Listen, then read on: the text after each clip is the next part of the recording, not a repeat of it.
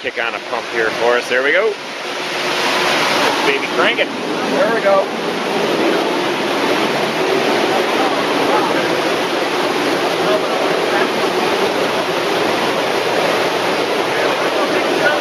Guys did in the early 90s. Mike Cardwell. Probably 91, 92, and 93.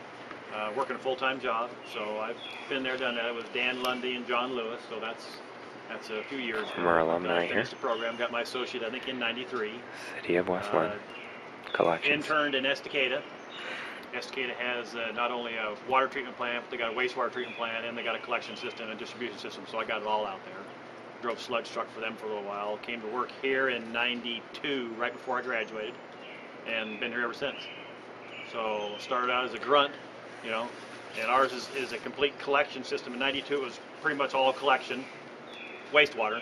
The surface water stuff was just starting about that time, and so we've exponentially grown in the surface water, where the wastewater has probably kind of stayed kind of even. In 92, this was just a hole in the ground. Right behind you right there is a manhole. It used to be a 35-foot deep ladder you had to go down to pumps that were dry well and then a wet well right next to it.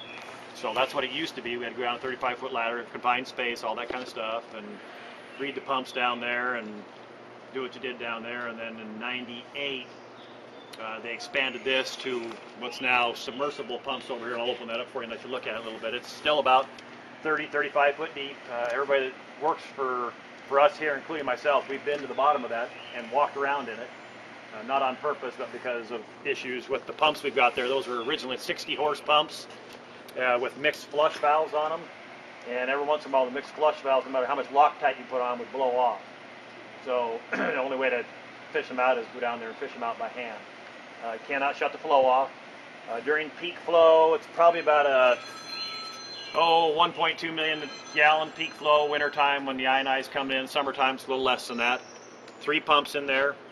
The 2 pumps that are on top, you can see were original pumps that were put in that did not have original pumps here. Essentially the N impeller on them, so they wouldn't grind up all the Swiffer rags. And we were down here, like the county spends right now, we were down here 2 or 3 times a week unplugging them manually by hand. So we swapped out 2 out of the 3 pumps and put grinder impellers on them, and we don't come down here and do that anymore at all. So again, that's the wet well. Again, I'll open it up a little bit. This is where our valving is at over here. If we want to isolate a pump, we've got valves in these 2 wet wells or 2 dry wells over here that we can isolate a particular pump. We can pull a pump out. We've also got a bypass valve in between of them where in case blank hits the fan, as John Lewis used to say, as kimchi would hit the fan, we can actually bypass into tanker trucks from Clackamas County and run it up and kick it into a different system. So we have no treatment plant in West Linn at all. We have 7 pump stations, this one being the biggest one, and this one has a 3,500-foot force main that pumps into a county station that then pumps across the river to their treatment plant. So we don't run off a float system anymore. In 98 we changed from just hanging floats to teardrop type floats, which is what all the rest of our stations run off. We changed to a multi-trode system, which is just basically a stick. This looks like a long broom handle, and I'll show you that too. It looks like a long broom handle with multiple sensors on it. And just we set the elevations when the pumps were set. We can change them anytime we want. So multi-trode. Multi-trode. And you can see it when you come in here. It's written on the board in here. It's all run electronically. We have there's just an antenna. It has an antenna alarm system that goes from here to the tower up off of Rosemount. One looks like a big golf ball for those of you who've seen it. And then from there, phone line to our shop sits over off in the Sunset area. So it's worked good for us. Like I said, I've been here a long time. How many employees do you have? Excuse me? Employees, how many of in the Environmental Service Division, which I'm the supervisor for now, we have a total of 5, which takes care of the entire surface water system, which is a lot now. We went from 0 ponds to we have over 40 ponds now, probably 20 to 30 swales, acres and acres and acres of open space that we maintain. So we're pretty busy. We hire some summer help in on occasion, but most of it is done by the 4-man crew. Any interns at all? We have had a couple. Yeah, we have had a couple, but it's a collection system, so for interns it tends to be a little on the boring side. You know, I didn't want to intern at a collection system. I interned at a place where I could get into a wastewater treatment plant and a water both, which was Estacada, which was really good for that. It had everything. I mean, we treated water in the morning. We ran some lines in the collection system, and did shut-offs for the water system. We went to the wastewater treatment plant and drove sludge truck, and it was activated. It wasn't activated. It was some activated sludge there. They have a lot of different trickling filter. They got a lot of different stuff there. Where did the force main end up? 500 feet to Force main, what the county calls 3,500 the feet Bolton pump station. to the Bolton pump Yeah, and station. from there it comes out of there and fairly quickly goes under the river. Goes under the and river, under the Willamette. discharges to their plant across the Over river. to I thought it was under the bridge. No, the bridge is where the water line is. Water line's The on sewer the lines bridge. are actually under the river. Oh, okay. Yeah, the water system for West Linn does have their 24-inch water main that comes across the 205 bridge underneath it. And then there's a full catwalk underneath there too. So that's an interesting experience going across that with cars and trucks about this high over top of your head. Yeah. So, yeah. Yes. So you started driving sledge truck? For Estacada. When I was in Estacada, I volunteered 12 hours a week out there for 2.5 years. The only time I got paid out there was for 3 months during one summer, and that's when they actually paid me to train and go get their. They paid me to get my CDL, All 4 different departments. and I got experience. yeah, I got all 4, Great. which was really nice. Because there aren't too many places around like that have all 4 in one shot. So, but I lived out there then, so it was. So you did that unpaid for the first 2 years, you say? Yeah, I worked 2.5 years at 12 hours a week, and I only got paid for 3 months during one summer. But that allowed you to get this job here. It certainly helped, yeah. Yeah, you want to get your nose in, you got to Yeah. stick your nose in. You did everything. I mean, from shoveling crap out of the grease pit into 55-gallon barrels to driving sludge truck to treating water, So it was a good place to intern, actually. Good place. The program up at Clackamas, you guys probably all know, it's a good program. I mean, it definitely.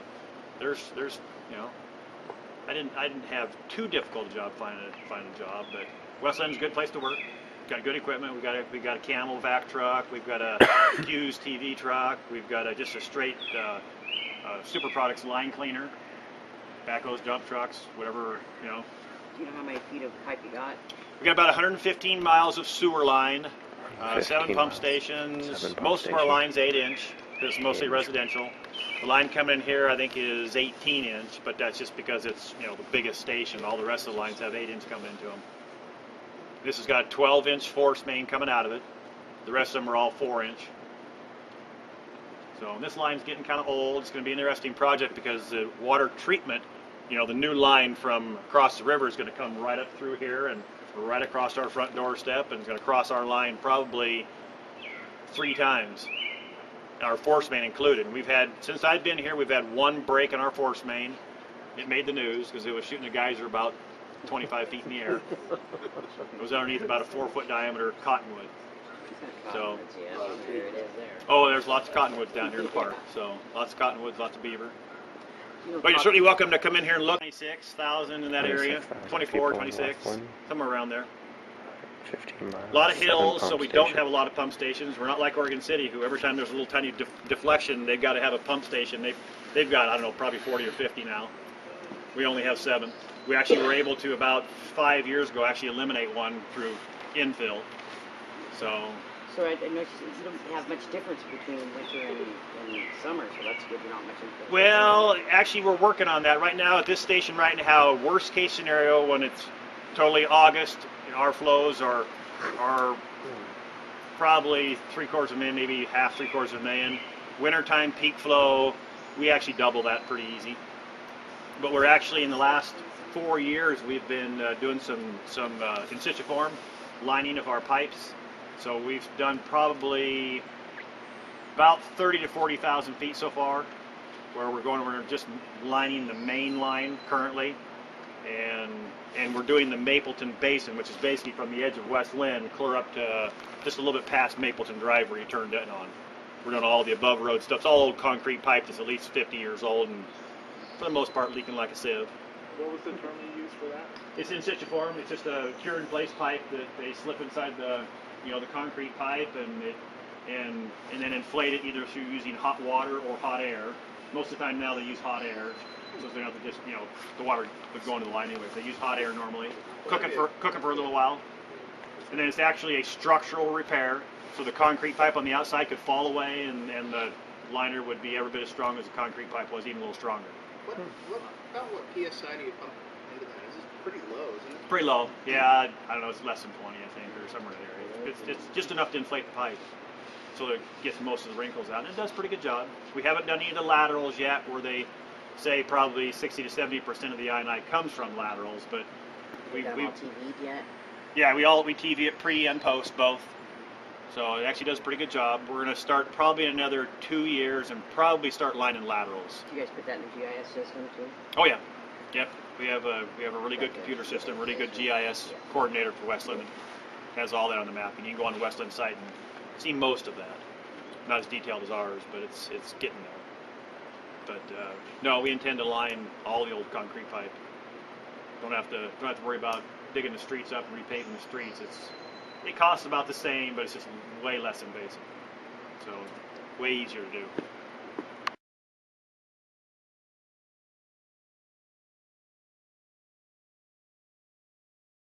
That is, Yeah, see on the park, the back of it I here. don't remember exactly what the Westlands relationship is, but we basically maintain now because the state doesn't have funds to, and the city put in multiple lacrosse fields and Woohoo! soccer fields and We got a whatever game up other, there. you know, sport you want to call it, the fields up there. But yeah, and the rest of it's just kind of like this. The whole upper part's, you know, fields and stuff like that. Most of the park looks just like you see here. It's just natural.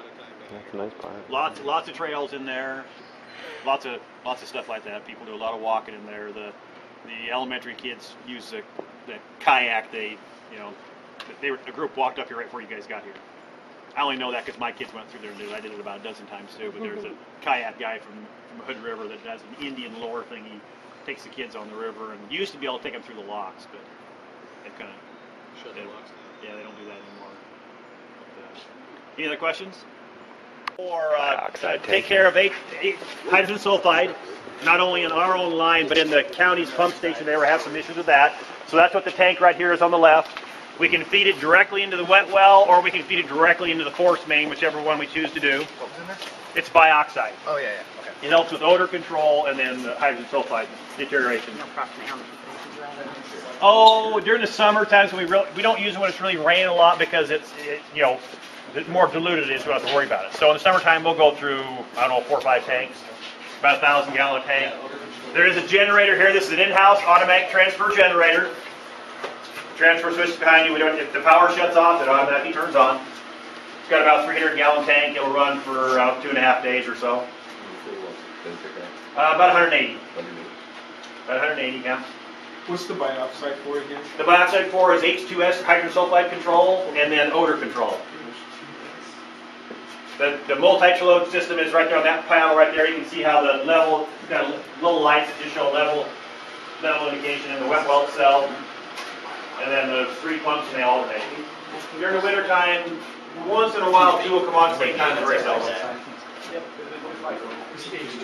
No, it's just goes strictly off the stick. I'll open the wet well up a little bit. You'll just see the stick that's against the wall, and there's just sensors on the probe itself. Dioxide tank here. Odor and hydrogen sulfide.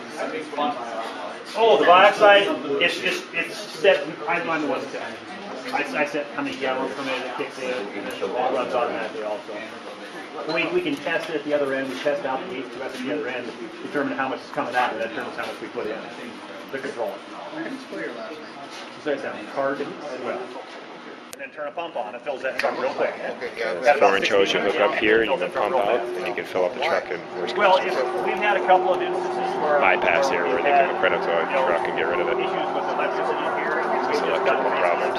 Safety precaution. So because we do have a bypass that goes to the river, obviously we never want to use that. You know, bypass that goes to the river. Plans in case we have an Contingency plan. emergency where we have some electrical issue where both the generator and the pumps don't work. One issue with it, we didn't do it at that particular time, but when we had the force main break, if we had this all set up, we could have bypassed with the tanker trucks and never had to actually bypass the river. But at that time, we didn't have it set up and we bypassed it. So anytime you bypass the river, obviously it's a report to DEQ, and you don't want to write reports to DEQ saying you bypassed. I mean, if it happens, it happens, and they don't come down on you. At least they never run out. So we don't do it. So but we do have a bypass down the road. All last good scenario, we just shut it off and it goes. We have to fix it. It's happened a few times since I've been here, but not for the last quite a few years. So that's But you can hear the pumps running. It makes a little noise when they're running. But the check valves here, we can isolate any pump we want to.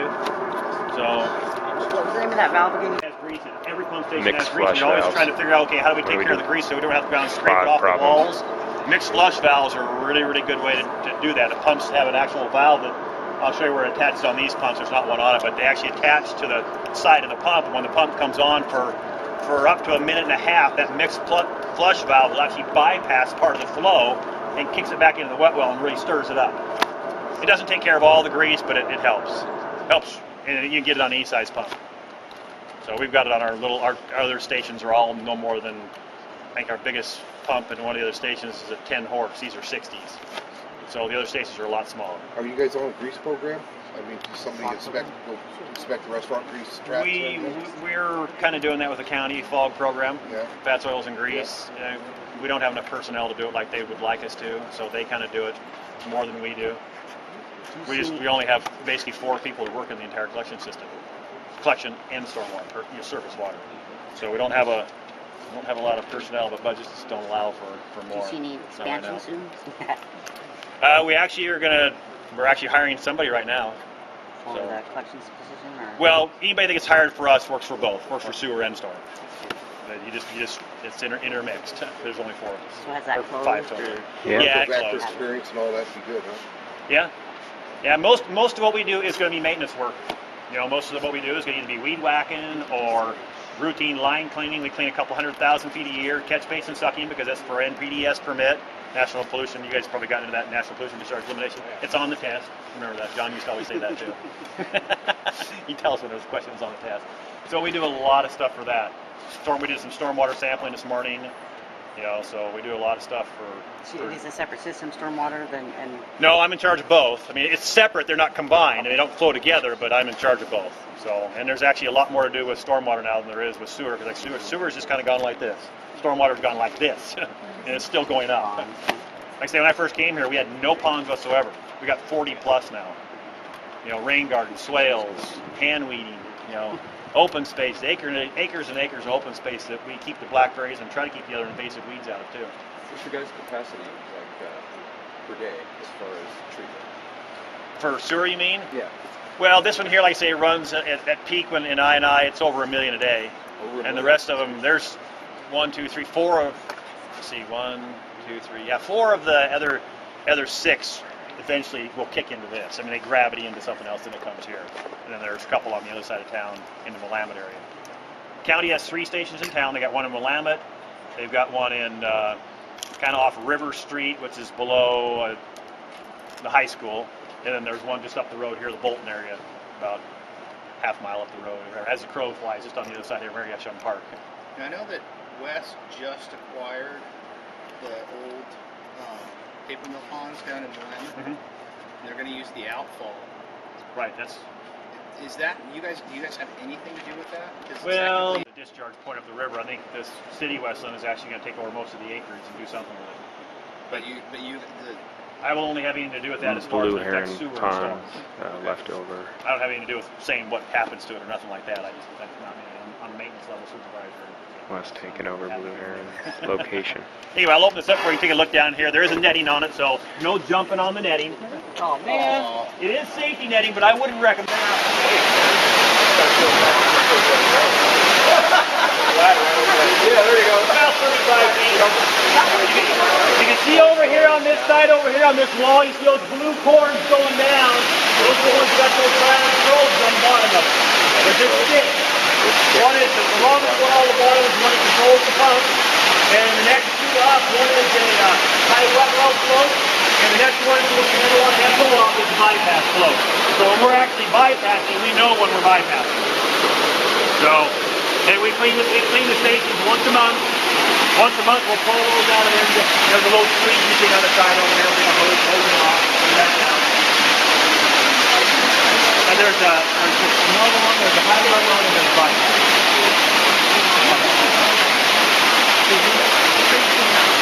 No, we're monitored by stuff back here. Pretty impressive though to look down 4 stories, you know, 3.5 stories. scares me. Phone calls, that's what we're on my phone. Bring down his own phone. Any kind of outage, power outage, or clutch fail or anything, either station they'll call. So we have somebody on call 24/7, 365. You have to. We don't get a lot of calls because we've actually maintained it pretty good in the last 10 or 12 years, so we don't get lots of calls. But when it happens, it's like a fireman. You're doing nothing for 95% of the time, and all of a sudden everything hits the fan. So it's just kind of the way it is. So the bypass is bad because that means it's going to the river. Without treatment. Untreated. Yeah, you don't ever want that. That's the last thing you want.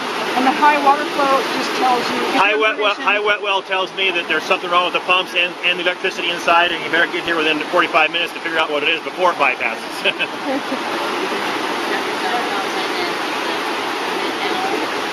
Not for a long time, and not for any of the stations for even longer.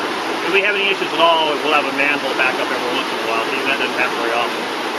We do a pretty good job of maintaining and staying ahead of that kind of stuff. So, been here long enough, I know how to do it by now.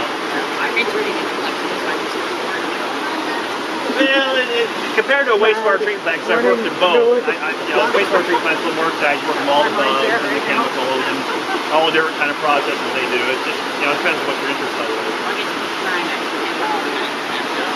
Yeah. With the collection system, you're outside a lot more because you're outside doing maintenance. So. Collection's more of an outdoor job. Yeah. If you see the size of the pumps over here, they actually bolt on the ground by the impeller, and it actually sticks out. It actually sticks out from the pump about this far. So, it's just like they take probably a half or a third of the flow and just blows it right out the side of the pump, and it just gets the whole thing turned in a big circle. Just mixes it all up. So, it actually does a really good job. And I think there's mixed flush on 2 of the pumps down here. So those are replacement. Put in here. One is right down here. there. I don't remember which one it is. I think it's one in the center. It's still one of these same ones that replaced 2 of the outside ones. The ones that plugged up most often with those chain impellers. It's actually drying the. It doesn't matter how many times you tell people not to flush the Swiffer rags so you clean the hardwood floors off, they flush them anyway. I'm shocked. Oh yeah, I'll bet. The county's still having a pretty good problem with it because they've got inline variable speed pumps and they can't just swap the impellers. So they got to spend a lot more money to fix the problem. Our new pumps were about $25,000 a piece, and that's cheap. That's cheap compared to the fix they've got to do. And there's no use for the old pumps. We keep them around just in case we happen to need a replacement really fast or something. But there's nobody even wants them. 6. Yep. 3 of them down there, yeah, and they alternate.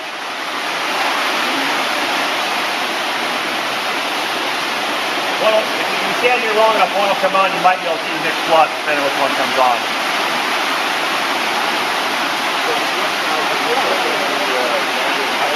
Yes, the impeller is in the bottom piece, which is the volute. The mixed flush, if you walk around there and look, there's a plate on the one side, it's about that big little triangle, the mixed flush bolts on between that thing. So it actually sticks out in the pump probably a foot and a half. Mixed flush sticks out about a foot and a half with a ball valve in it. Mixes it up. Again, the old submersibles, they kept them just with parts and pieces. These would get clogged up, so.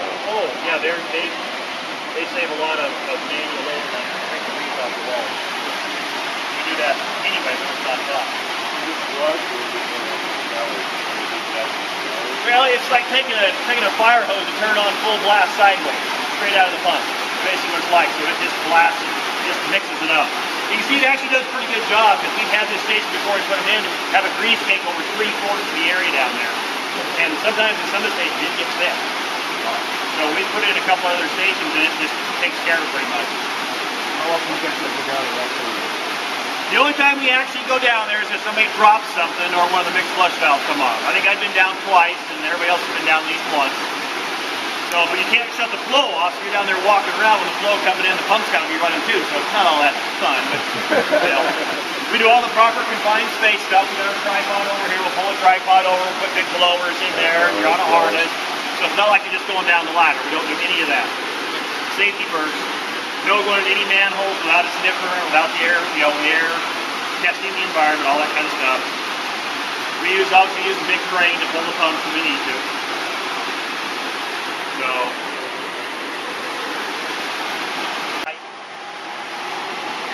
submersible pumps. One's taking off now. I don't know. Hear the mixer coming and really agitated.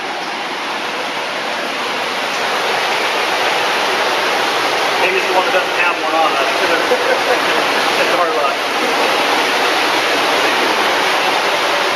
If it's not, when it pumps it down, I'll go in and I'll turn one on that's got one on. You can see what it does. You said that when those other pumps go out, These are just valves over here. When the generator goes off, it's going, you can't even stand in the room when the generator goes off. It's what you're all the people who get in no, because the generator's got kind of a baffle. It's got a baffle built into it. When the doors are closed, they can hear it for sure, but it's not that bad. Don't drop your camera, Ken. QN1s have grinders in them now, and the newer pumps. Really agitates and circulates the water real nice. Keeps fog from building up. Here, clean over that again like